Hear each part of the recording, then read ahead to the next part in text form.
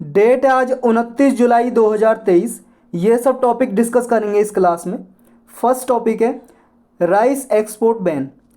Recently देखो India ने rice export पे बैन लगा दिया है, क्योंकि हमारे इंडिया में जो राइस की डिमांड है डोमेस्टिकली वो इंक्रीज हो रही है। तो हमारे इंडिया में जब राइस नहीं होगा, इंक्रीज डिमांड होगी, तो हम बाहर एक्सपोर्ट कैसे करेंगे। तो इसीलिए इंडिया ने एक्सपोर्ट पे बैन लगा दिया, प्रतिबंध लगा दिया है।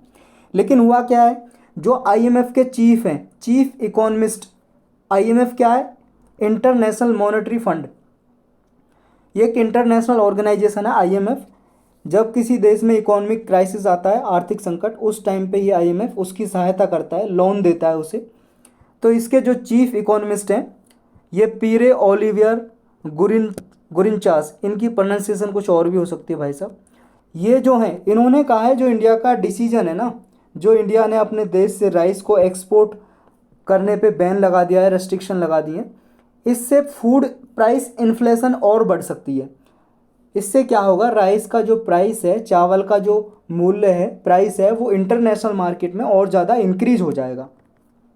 क्योंकि प्रीवियसली देखो इंडिया ने ये इम्प्लीमेंट किया था नॉन बासमती वाइट राइस पे। देखो एक तो होता है बासमती राइस, आप जानते हो, नॉन बासमती सिंपल जो राइस है, चावल, उसके एक्सपोर्ट पे बैन लगा दिया, क्योंकि डोमेस्टिक मार्केट में उसकी डिमांड ज़्यादा बढ़ रही थी, इस वजह से। तो एक्सपोर्ट बैन है जो, इससे देखो एक तो कारण था हमारे इंडिया में डिमांड बढ़ रही थी, दूसरा कारण ये भी था इंडिया में डिमांड किस लिए बढ़ रही थी। पहला तो यही कि खाने के लिए, दूसरा ये इथेनॉल ब्लेंडिंग प्रोग्राम चलाया हमारे इंडिया में। ये क्या है, देखो इसमें क्या है, हम इथेनॉल का प्रोडक्शन कर रहे हैं, इथेनॉल का प्रोडक्शन, उसमें इथेनॉल का प्रोडक्शन करने के बाद, और इथेनॉल का प्रोडक्शन में देखो ये चावल से इथेनॉल बनाया जाता है। ये समझ लो ये एक फ्यूल है, ईंधन है, जैसे पेट्रोल है, डीजल है, लेकिन ये पेट्रोल डीजल में मिक्स किया जाता है कुछ परसेंट। टारगेट रखा है हमने 15-20% का, तो ये हमने बहुत बार डिस्कस किया है। तो इथेनॉल ब्लेंडिंग प्रोग्राम चला है, ब्लेंडिंग का मतलब होता है मिक्स करना। तो पेट्रोल डीजल में इथेनॉल का मिक्स किया जाएगा। इससे फ़ायदा क्या होता है, देखो डीजल और पेट्रोल की जो कार होती है, उनसे हम चलाते हैं कार या व्हीकल कोई सा भी, उनसे ग्रीन हाउस गैस का इमिशन होता है, पॉल्यूशन होता है। अगर इथेनॉल की ब्लेंडिंग किया जाएगा तो इससे जो ग्रीन हाउस गैस है, कार्बन का इमिशन है, वो कम होगा। इसलिए हमने ये प्रोग्राम चलाया। और देखो जब हम 15 से 20% अगर इथेनॉल को मिक्स करेंगे पेट्रोल डीजल के साथ, तो हमें 15 से 20% कम फ्यूल इंपोर्ट भी तो करना पड़ेगा।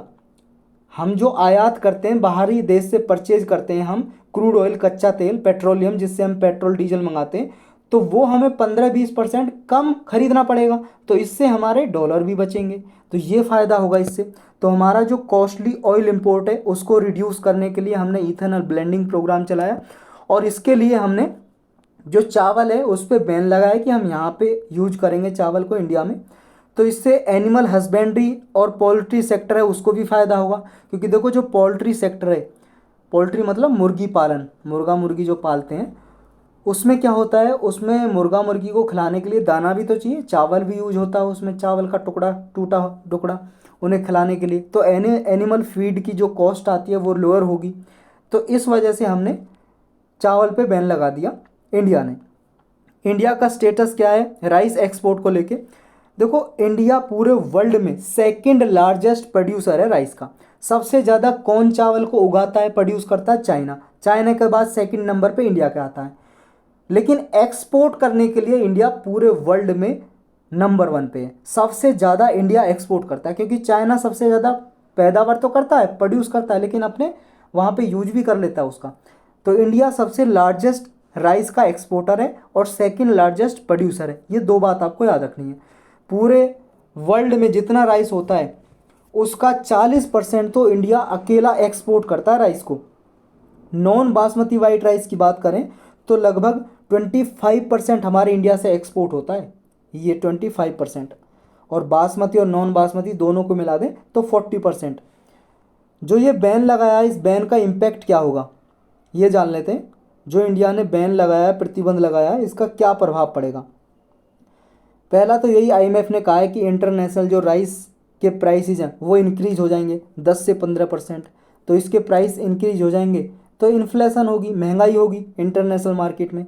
और ऐसी कंट्रीज़ हैं जो पुअर कंट्रीज हैं एशिया में या सब सहारन अफ्रीकन कंट्रीज हैं जो हैवीली इंडिया पे ही डिपेंड है कि इंडिया का चावल ही जो खाते हैं, तो यहाँ तो देखो उनकी राइस मार्केट तो डिसरप्ट हो जाएगी, वहाँ चावल की डिमांड ज़्यादा होगी, सप्लाई होगी नहीं, तो यहाँ पे और ज़्यादा महंगाई हो जाएगी, ये प्रभाव पड़ेगा।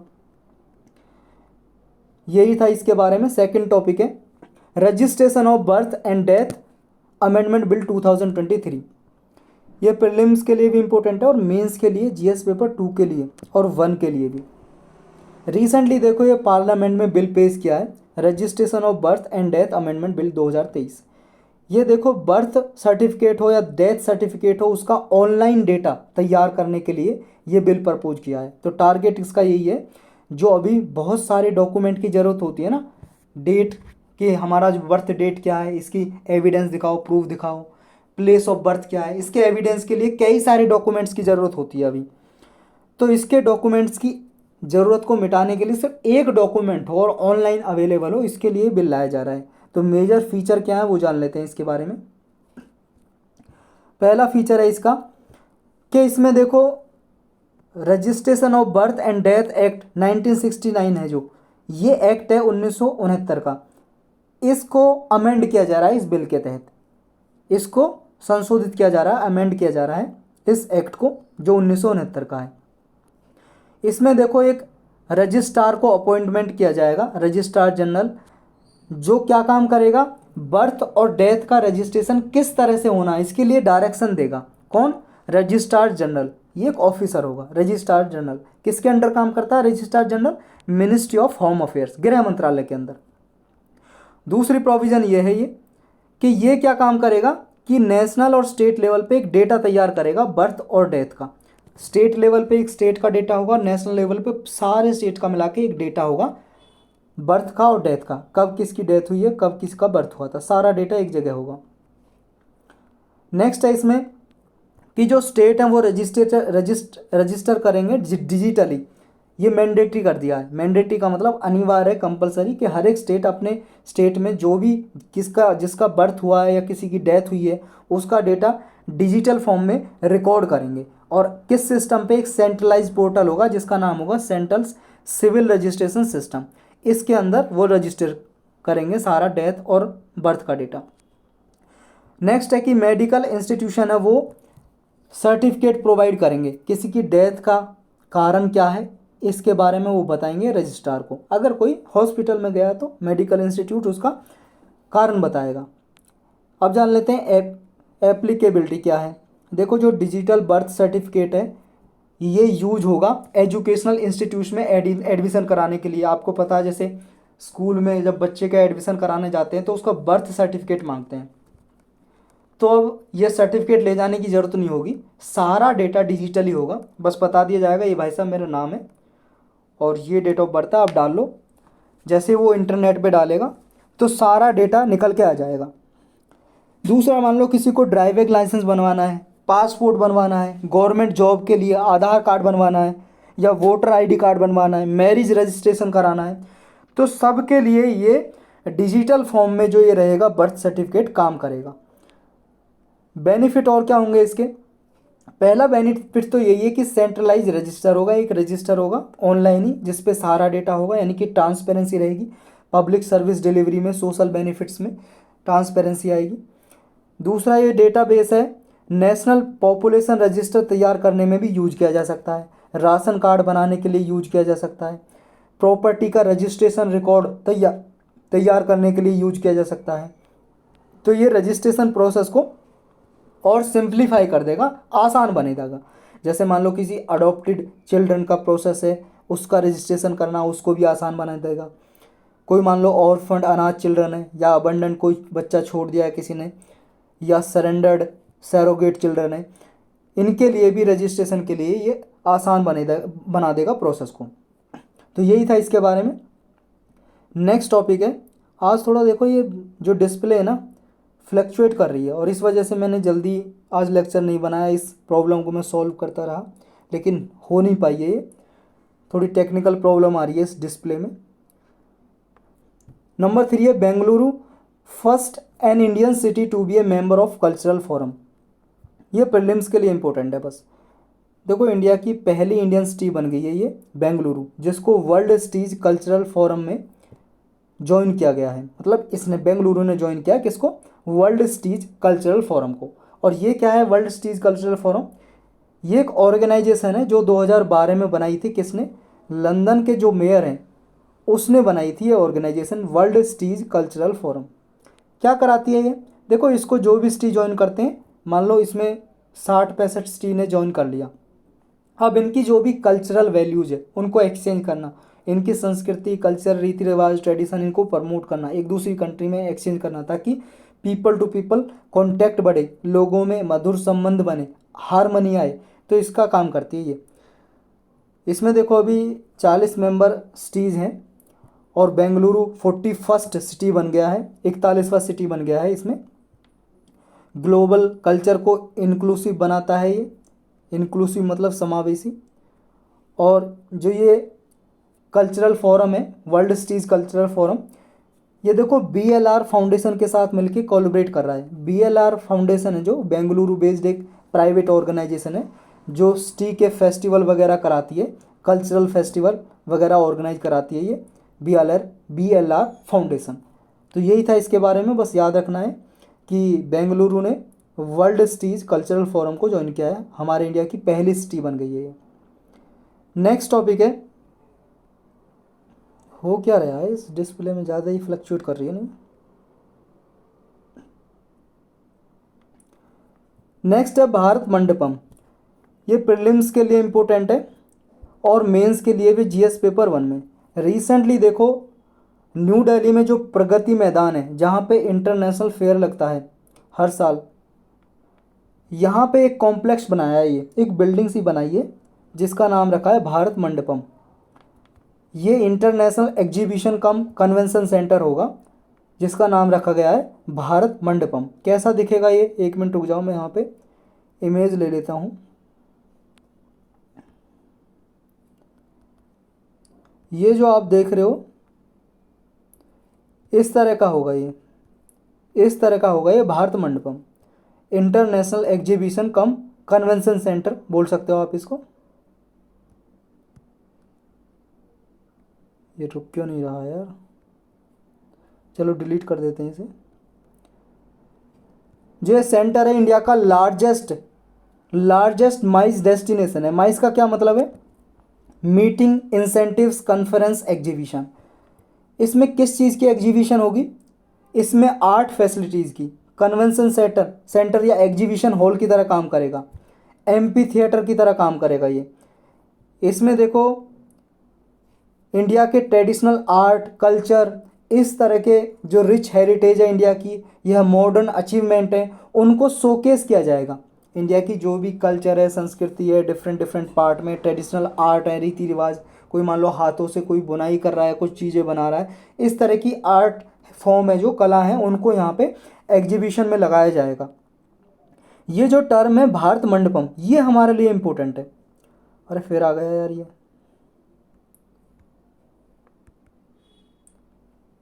ये टर्म हमारे लिए इम्पोर्टेंट है भारत मंडपम। कहाँ से आई है ये भारत मंडपम, ये देखो लॉर्ड बेसवेश्वर जो हैं इनका कंसेप्ट से लिया गया है भारत मंडपम। क्योंकि ये जो लॉर्ड बेसवेश्वर हैं इन्होंने एक इंडिया के लिए 12th सेंचुरी में पार्लियामेंट की तरह बनाई थी एक बिल्डिंग जिसका नाम रखा था अनुभव मंडप। और इसके बारे में डिटेल में लेक्चर बना हुआ है, हिस्ट्री की प्लेलिस्ट में जाके आप देख सकते हो अनुभव मंडप के बारे में। तो ये अनुभव मंडप ये सबसे पहले ह्यूमन हिस्ट्री में सबसे पहले पार्लियामेंट समझा जाता है। और यहाँ पे डिफरेंट पार्ट से, डिफरेंट रिलीजन से या डिफरेंट भाषा के कवि आते थे, पोइट्स आते थे इस अनुभव मंडप में, और वो अपने विचार प्रकट करते थे यहाँ पे आके 12th सेंचुरी में। तो वहीं से भारत मंडप है जो भारत मंडपम वर्ड लिया गया अनुभव मंडप से। यहाँ पे देखो सोशियो स्पिरिचुअल रिफॉर्मर्स के लिए जाना जाता है ये, जहाँ पे पोइट्स या रिफॉर्मर आते थे जिन्हें हम सरना के नाम से बुलाते थे। अनुभव मंडप में जो कवि आते थे या सोशल स्पिरिचुअल रिफॉर्मर, सामाजिक सुधारकर्ता जो आते थे यहाँ पे डिस्कशन करने के लिए, उनको क्या बोलते थे, सरना। ये प्लूरल फॉर्म में लिखा हुआ है, बहुवचन में एस लगा हुआ है, बोलते थे सरना। तो ये वेरियस रिफॉर्म के बारे में डिस्कस किया करते थे। यहाँ पे हिस्टोरिकल कंटेस्ट देख लेते हैं इसका। प्रभुदेवा एक वर्ड जिसे योगी के नाम से जानते हैं, प्रभुदेवा योगी के नाम से, ये प्रेसिडेंट थे। और लॉर्ड बेसवेश्वर ये प्राइम मिनिस्टर थे किसके, अनुभव मंटप के। इनका नाम आपको याद रखना है। प्रेसिडेंट कौन थे, प्रभुदेवा, जिन्हें योगी के नाम से भी जानते थे, ये प्रेसिडेंट थे अनुभव मंटप के। और लॉर्ड बेसवेश्वर ये कौन थे, प्राइम मिनिस्टर। जो मेंबर थे अनुभव मंटप के, वो देखो लोगों के द्वारा इलेक्ट नहीं किए जाते थे, जैसे आजकल पार्लियामेंट में जो होते हैं लोग चुनते हैं वोट देके, ऐसे इलेक्ट नहीं किया जाते थे। फिर कैसे होते थे, जो मंटप की हायर अथॉरिटी हैं, जैसे प्राइम मिनिस्टर हैं, प्रेसिडेंट है, ये हायर अथॉरिटी हुआ करती थी, ये नॉमिनेट करते थे, नामांकित करते थे। तो इस तरह से इनके मेंबर को यहाँ पे नामांकित किया जाता था अनुभव मंटप में। तो यही था इसके बारे में, पूरा डिटेल से जानना है अनुभव मंटप और लॉर्ड बेसवेश्वर के बारे में, तो आप देख सकते हो हिस्ट्री की प्लेलिस्ट में आपको टॉपिक मिल जाएगा, कई बार न्यूज़ में रहा ये। नेक्स्ट टॉपिक है इंटेलिजेंट ट्रैफिक मैनेजमेंट सिस्टम। ये प्रीलिम्स के लिए इम्पोर्टेंट है और एसए के टॉपिक में भी आप एग्जाम्पल की तरह यूज कर सकते हो। मेंस में भी आर्टिफिशियल इंटेलिजेंस जो टेक्नोलॉजी है उसमें आप एग्जाम्पल दे सकते हो। रिसेंटली देखो मैसूर जो सिटी है कर्नाटक में, उसने ये इंटेलिजेंस ट्रैफिक मैनेजमेंट सिस्टम वहाँ पे इंट्रोड्यूस किया है मैसूर में। ये आर्टिफिशियल इंटेलिजेंस बेस्ड सिस्टम है, आर्टिफिशियल का इसमें यूज हो रहा है। यहाँ पे देखो 25 लोकेशन है मैसूरू में, जहाँ पे ये कैमरा ऐसे लगाए हैं जो आर्टिफिशियल इंटेलिजेंस बेस्ड पे काम करते हैं। ये कैमरा किस जगह पे लगाए हैं, रोड पे लगाए, क्रॉसिंग पे।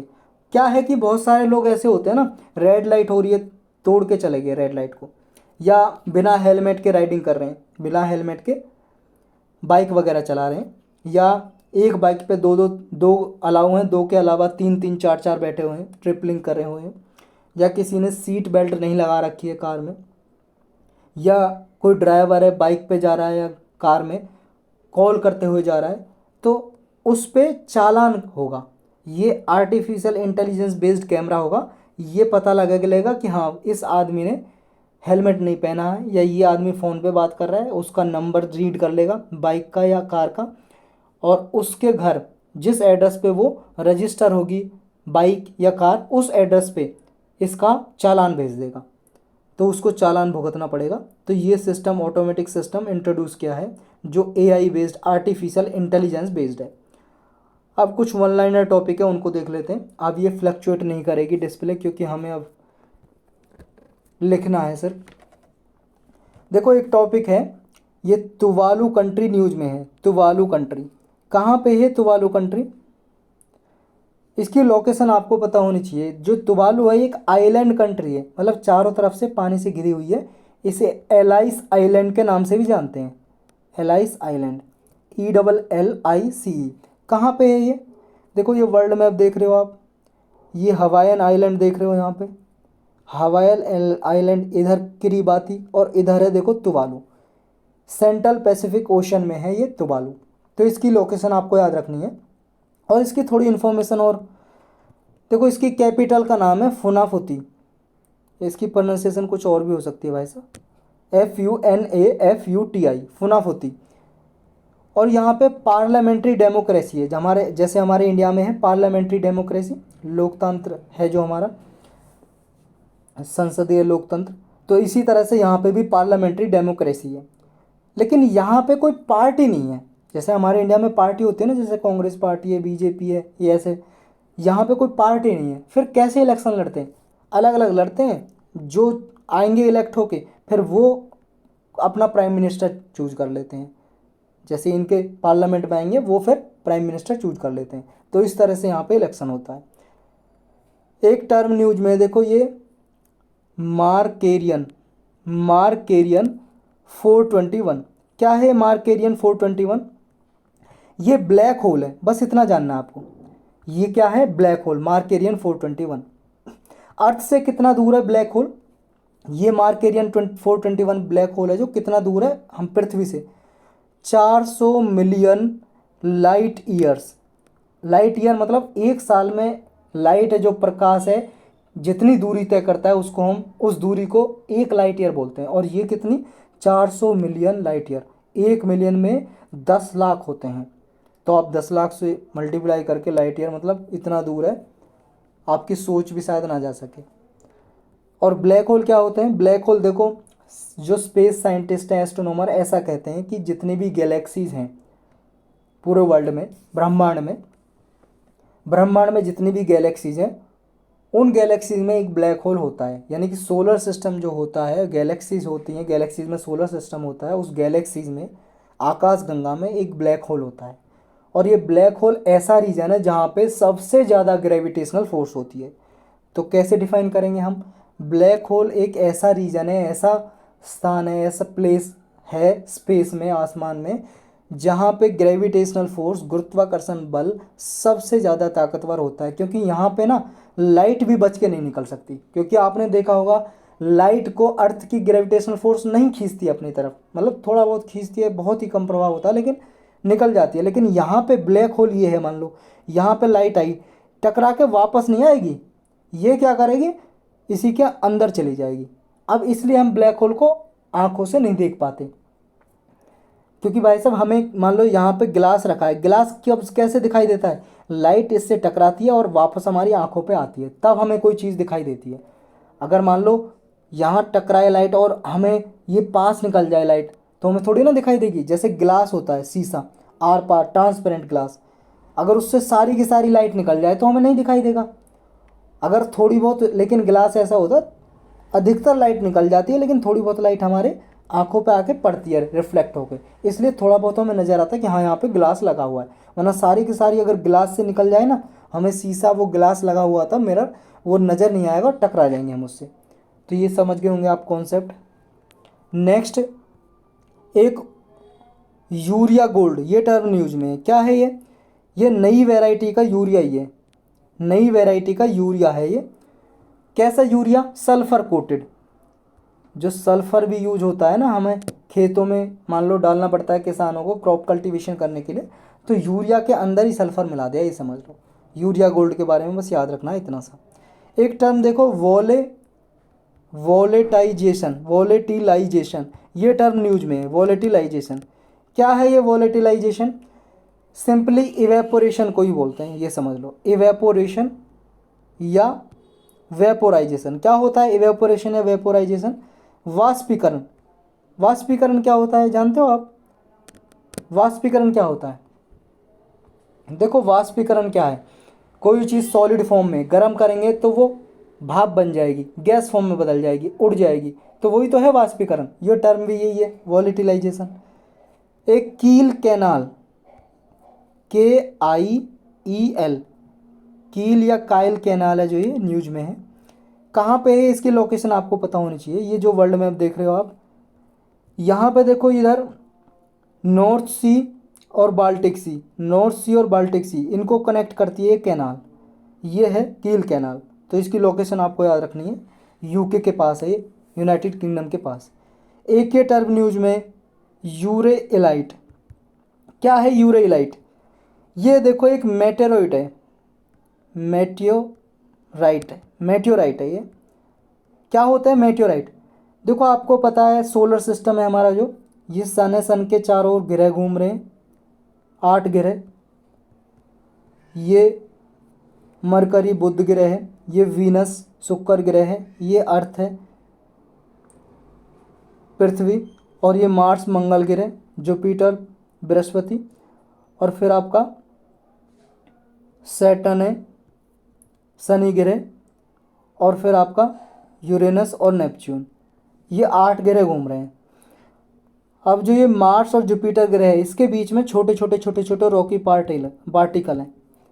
अब ये जो रॉकी पार्टिकल हैं, इनको बोलते हैं हम एस्टेरॉयड। क्या बोलते हैं? एस्टेरॉयड, मतलब क्षुद्र ग्रह बोलते हैं हिंदी में, एस्टेरॉयड या क्षुद्र ग्रह। अब ये एस्टेरॉयड देखो, ये भी सन के चारों ओर चक्कर लगा रहे हैं, सन है, सन के चारों ओर चक्कर लगा रहे हैं। अब ये अपने ऑर्बिट से बाहर निकल जाएं तो हम इनको बोल देते हैं मेटेरॉइड। एस्टेरॉइड अगर अपने ऑर्बिट से, जिस कक्षा में वो चक्कर लगा रहे हैं सन के चारों ओर, उससे बाहर निकल जाए तो हम उनको बोलेंगे मेटेरॉइड। और ये मेटेरॉइड अगर अर्थ के एटमॉस्फेयर में आ जाएं तो हम इनको बोल देंगे मेट्योर्स। और ये मेट्योर्स अगर नीचे अर्थ पे गिर जाएं तो हम इनको बोल देंगे मेट्योराइट। अब आप समझ गए होंगे सारी ये टर्म। तो ये जो यूरेइलाइट है ये क्या है, मेट्योराइट, अर्थ पे गिर गया है ये, बस इतना आपको पता होना चाहिए। नेक्स्ट एक टर्म इंडिया एआई न्यूज में है, इंडिया एआई। ये क्या है, ये नेशनल आर्टिफिशियल इंटेलिजेंस पोर्टल है हमारे इंडिया का। आर्टिफिशियल इंटेलिजेंस आप जानते हो, तो हमारे इंडिया का नेशनल आर्टिफिशियल इंटेलिजेंट पोर्टल है जो 2020 को लॉन्च किया था। किसने लॉन्च किया था, ये जॉइंट इनिशिएटिव है ministry of electronics and information technology और नेशनल ई गवर्नेंस डिवीज़न, और एक ऑर्गेनाइजेशन है नासकॉम। नासकॉम एक प्राइवेट एसोसिएशन है, किसकी, इंडस्ट्रीज़ की एसोसिएशन है। तो इन तीनों का मिलके ये एसोसिएशन NEGD और ministry of electronic and IT, इन तीनों का मिलके ये इनिशिएटिव है इंडिया एआई। 2020 में लॉन्च किया था, रिसेंटली न्यूज़ में था। एक देखो ये मोहिनीअट्टम और कथकली, ये न्यूज़ में है। मोहिनीअट्टम और कथकली ये डांस फॉर्म है, किसके हैं ये डांस फॉर्म, क्लासिकल डांस में आते हैं, केरल के हैं, याद रखना है, केरल में परफॉर्म किए जाते हैं मोहिनीअट्टम और कथकली। एक देखो रिसेंटली बाईकुला रेलवे स्टेशन न्यूज़ में था। कहाँ पे ये रेलवे स्टेशन, मुंबई में है बाईकुला रेलवे स्टेशन। इसलिए न्यूज़ में है क्योंकि इसे यूनेस्को का अवार्ड मिला है। यूनेस्को जो ऑर्गेनाइजेशन है, यूनाइटेड नेशन की स्पेशलाइज एजेंसी, यूनेस्को ने इसे Asia Pacific cultural heritage award दिया है, Asia Pacific cultural heritage award Byculla railway station को। तो यही टॉपिक थे रिसेंटली न्यूज़ में और यही लेक्चर में था आज का।